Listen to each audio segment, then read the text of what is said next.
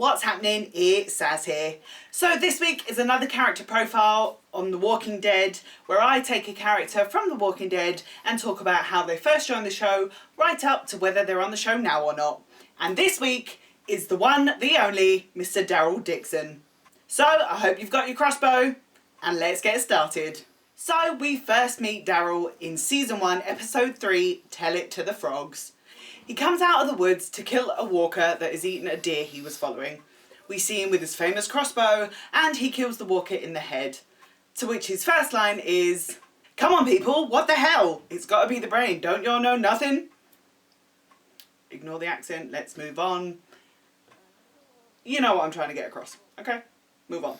So Daryl and the gang go back to the camp, and Shane breaks the news to Daryl that Mel didn't make it back to the camp, and then Rick chimes in saying that he handcuffed Mel to the roof of a department store. Now obviously that's not the news you want to hear, so Daryl was very upset by this, so he was asking Rick where the hell is he and he'll go and get him, and then Laurie pipes up saying that Rick will show him. So Rick, Daryl, Glenn and T-Dog go back to Atlanta to find Mel. T-Dog says don't worry, he chained the door to the roof so the walkers wouldn't be able to get him. They eventually go up to the roof and they don't find Mel. Well, not all of him. They find that Mel has cut off his own hand and escaped. Wow. So Daryl is of course upset and he takes Mel's hand and they try to follow him, but with no luck. So moving on to Season 2, Daryl's becoming a bit more friendly and cooperative with the group. And we see the lovely friendship blossom with Carol as Daryl goes out to help to try and find Sophia. But unfortunately after Sophia's death, Daryl tends to go back to his shy, reserved self and emotionally detaches himself from the group again. Specifically in Season 2, Episode 5, Chupacabra, Daryl has hallucinations of Mel while he's out looking for Sophia. He takes one of the horses from the farm, but unfortunately the horse gets spooked by a snake and Daryl falls off the horse, down a cliff edge and onto one of his own arrows. Ouch. So then he hallucinates seeing Mel and he's saying, why are you with these people? You know, they don't respect you, blah, blah, blah. And when talking about Rick, Mel asks Daryl, are you his bitch now? And we get our famous line from Daryl, I ain't nobody's bitch. But he's rudely awakened by a walker, which he kills with his own arrow pulled out of his side. That's badass. Then Daryl is eventually able to climb back up the hillside, still hallucinating with Mel, but he manages to get up the cliffside and get back to the camp. One of my favourite things in Season 2 was the episode Cherokee Rose. Daryl finds a Cherokee Rose and brings it back to Carol. Daryl claims that when Native Americans were relocated, children went missing and died. The tears of their mothers made these roses bloom. And Daryl claims that he's not stupid enough to think one's going to grow for Mel, but he hopes this rose is for Sophia, which I think is really sweet. So when Daryl finally gets back up the cliffside and back to the farm, we're thinking fine, he's back, he's going to be patched up. But no, as he's walking back towards the farm, Andrea, she thinks she sees a walker and shoots Daryl. What a day he's having, right? Eventually, Andrea goes to see Daryl when he's all patched up and apologises, and with Daryl's response, you shoot me again? You best pray I'm dead. Moving on to Season 3, we finally see Daryl reunited with Mel, but not in the best way possible. Mel has now become a member of Woodbury and is working with the governor. And the governor had this really weird way of setting up fights in an arena. Great. And the governor captures Daryl and puts him in the arena, claiming that Mel knew about Daryl and they have to fight to the death. Say what now? So eventually Mel and Daryl try to figure out a way to get out of it together. Then Rick, Maggie and the gang save the day and attack Woodbury, and they all manage to escape. But obviously Mel hasn't been the best towards this group, so there is confliction. Rick and the group don't want Mel to go back to the prison with them, but then Daryl's on the other hand, he's my brother, I can't leave him. And eventually Daryl leaves the group and goes off with Mel. During this time we have a conversation between Mel and Daryl, and we actually find out that Mel and Daryl planned to rob the camp, but obviously it didn't happen because Mel claims he wasn't there to help. They end up getting in an argument and Mel rips Daryl's shirt to reveal scars on his back. Mel looked shocked and claimed he didn't know anything, but Daryl was like, of course you did. He did it to you too. That's why you left first. And Daryl realises He doesn't want to be with Merle anymore, and he goes back to the prison. And Merle reluctantly follows. But eventually Merle is unfortunately shot by the governor, and he turns, and Daryl finds him and has to put him down. Oh, I tell you what, when Daryl cries, we all cry. That was horrible. And I actually kind of like Merle, to be fair. Moving on to season 4, the governor attacks the prison, and he's got a friggin' tank. What? But Daryl, being the badass he is, he puts a grenade in the tank and destroys it. Finally, when the prison falls, Beth and Daryl escape together. So Beth and Daryl finally find a country club, and Beth claims that she's never had alcohol before, so she wants to try it, while Daryl looks for supplies. Beth eventually comes across a bottle of peach schnapps. Nice choice. But Daryl's not having any of it and smashes the bottle. If she wants to get drunk, she's going to do it properly.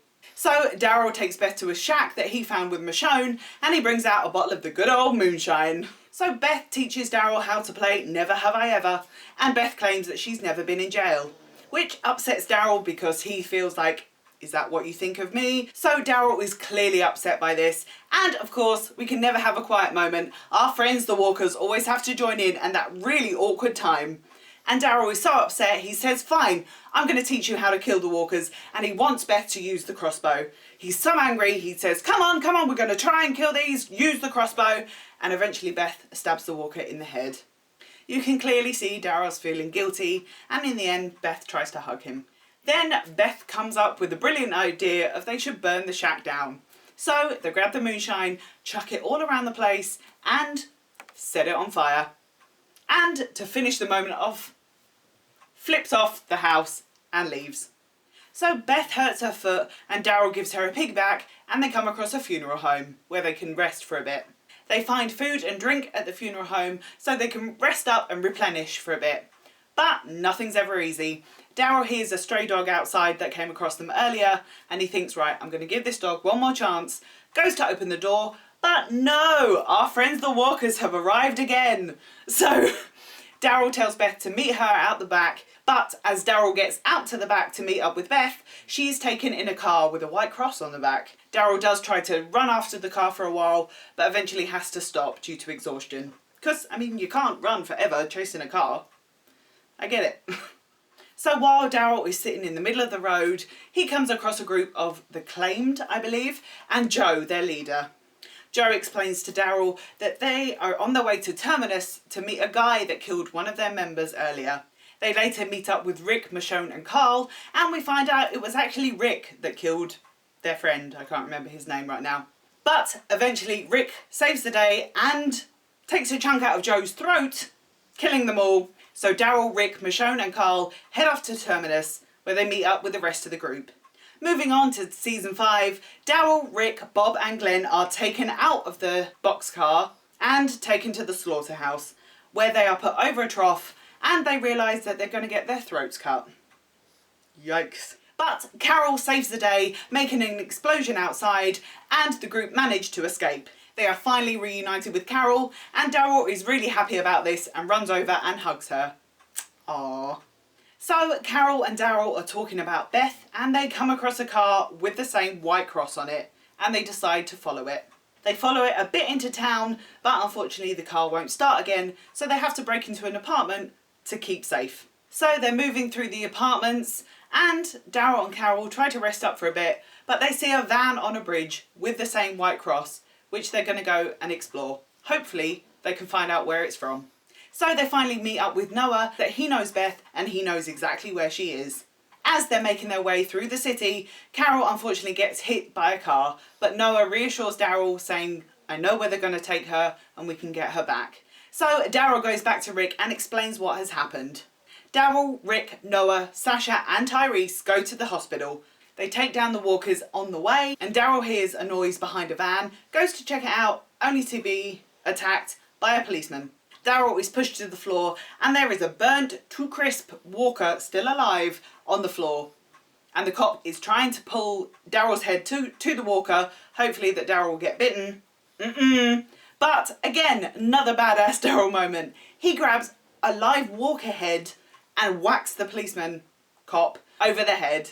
So when they get inside the hospital, Dawn gives Rick and the group Beth back, but Dawn wants Noah in return.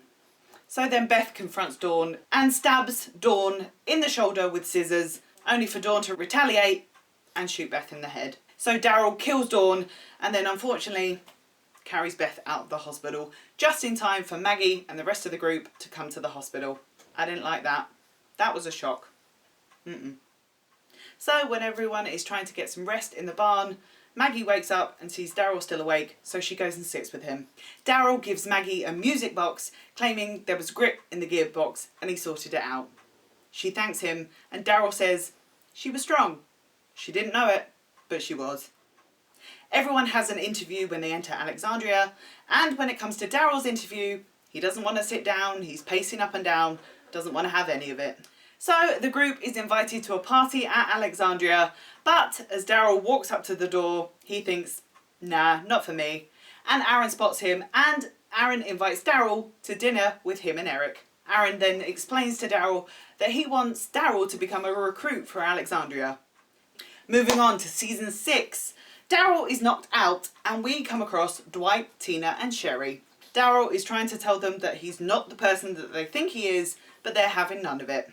Daryl's trying to convince them come to Alexandria, you know, we've got safety, blah de blah, when they're interrupted by some men in a truck and they have to run away.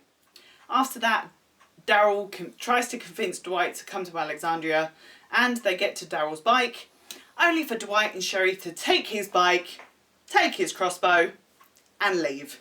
How rude. Daryl, Abraham and Sasha are stopped by a group of bikers who tell them to give them everything they have. Daryl replies with, "Why should we?" To which his response was, "Your property now belongs to Negan." They're asked to give all their guns, and one of the bikers is instructed to go with Daryl to the back of the truck to make sure they take everything. Then, just as we think the bikers are going to shoot Abraham and Sasha, we see a massive explosion. The bikers are wiped out, only to find Daryl coming out from the back of the truck with an RPG. Can that man get any cooler? I don't know. So they finally get back to Alexandria and realise the place is overrun with walkers. Daryl finds this fuel truck and puts the fuel in the water in the middle of Alexandria and sets it alight with the RPG. So all the walkers flood to the water. Again, cool move. So Rick and Daryl are on a supply run and they come across a van full of supplies. Bonus! They stop off at a truck stop and they finally meet Jesus. Daryl fights with Jesus again, knocking Jesus unconscious, and they take Jesus back to Alexandria. Oh, I don't want to be reminded of this again, but then we get to the famous lineup. We know how that goes. But after Abraham is killed, Negan is tormenting Rosita, telling her to look at the bat, look at the bat. And Daryl has had enough and he stands up and he punches Negan. Now, there's debate whether it was Daryl's fault or not. But I think in Daryl's situation, he's had enough and he's thinking, fine, punish me. So that's why he goes and punches Negan. And eventually Daryl is taken away by Negan back to the sanctuary. Then at the sanctuary, we see Daryl huddled up in the corner of a cell. Dwight comes in occasionally with a sandwich made of dog food. Not cool. And Daryl has to listen to our favourite song. Come on, everyone. We're on easy street. And it feels so... Whoa, stop. Okay, I'm sorry. Had to be done. So this goes on for several days. And it's really upsetting to see Daryl. But he's determined he's not going to break. He is still Daryl Dixon.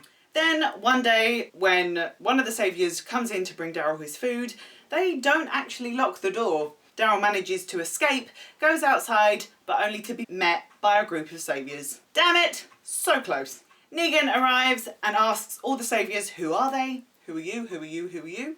They all reply with, I am Negan. And Negan goes to swing Lucille at Daryl. He doesn't flinch. And Negan's impressed by that. And he leaves, leaving the other saviours to beat Daryl up. Back in the cell, Dwight taunts Daryl, which is really not cool, and even leaves him a picture of Glenn. Daryl, when left alone, Daryl eventually cries.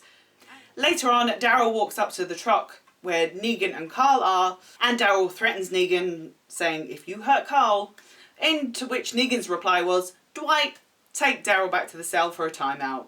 Once Daryl is back in the cell, he gets a note slipped under the cell door with a key attached to it with the note saying, "Go now." So Daryl finally escapes, only to find Jesus outside, and they go back to the hilltop. Daryl is clearly nervous when he sees Maggie, not making eye contact with her or speaking to her. But when the saviours arrive at the hilltop, Enid asks Daryl to help her hide Maggie as well, and they hide in a root cellar. And we get the lovely moment clearing everything up, and Daryl apologises to Maggie because he's guilty of Glenn's death. But Maggie says it wasn't his fault, and we've got to win because he's one of the nice guys, and that's what Glenn would have thought. I'm really glad they had that moment, cleared everything up. So moving on to season 9, Daryl and Maggie arrive at the Final Warning building where they come across a rat, Cindy, and some of the Oceanside. Cindy claims that the saviours killed all the men of the Oceanside and they can't keep a rat alive anymore.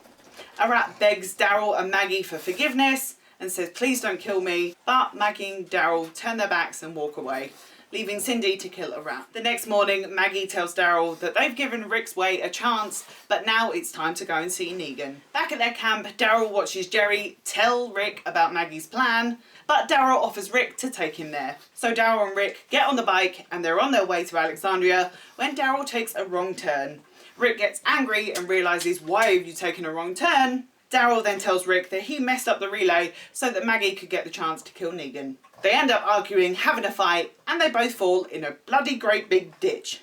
Great. So Rick and Daryl have an argument about keeping Negan alive when they actually hear gunshots coming from their camp and walkers start to fall in the ditch. Eventually Rick crawls out and helps Daryl get out of the ditch as well.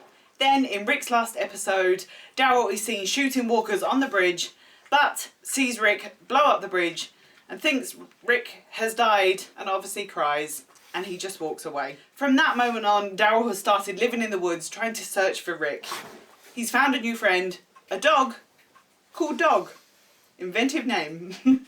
They eventually get to the hilltop, so Aaron, Daryl and Jesus go out to find Eugene. They eventually find Eugene in a barn cellar, and Eugene, a very terrified Eugene, claims that there's a group of walkers coming after them, but they're not just any walkers. They were whispering to each other. Blue. Daryl sets off fireworks to redirect the herd, but a group of walkers ignore the noise and some of them follow their lead, leaving Daryl shocked. Later, Daryl, Michonne, Magna and Yumiko help in the foggy woods to unlock the gate. Then, unfortunately, Jesus is killed by a whisperer. Daryl shoots the whisperer, only to find something strange on the back of its neck, and cuts into the back of its neck, revealing a mask. What the hell? Walkers are wearing masks now?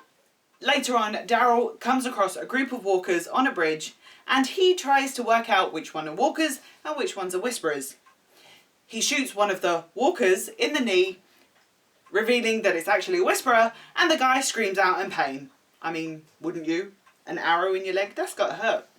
So they manage to kill most of the whisperers and the walkers on the bridge, leaving to find one whisperer on the floor. They rip off the mask, revealing a girl, and they take her back to Hilltop. They interrogate who we know now as Lydia, and Daryl offers Lydia some medicine for her ear, but she refuses. Lydia says to Daryl that Alpha would have killed Luke and Alden if she had to, and asks Daryl for some water.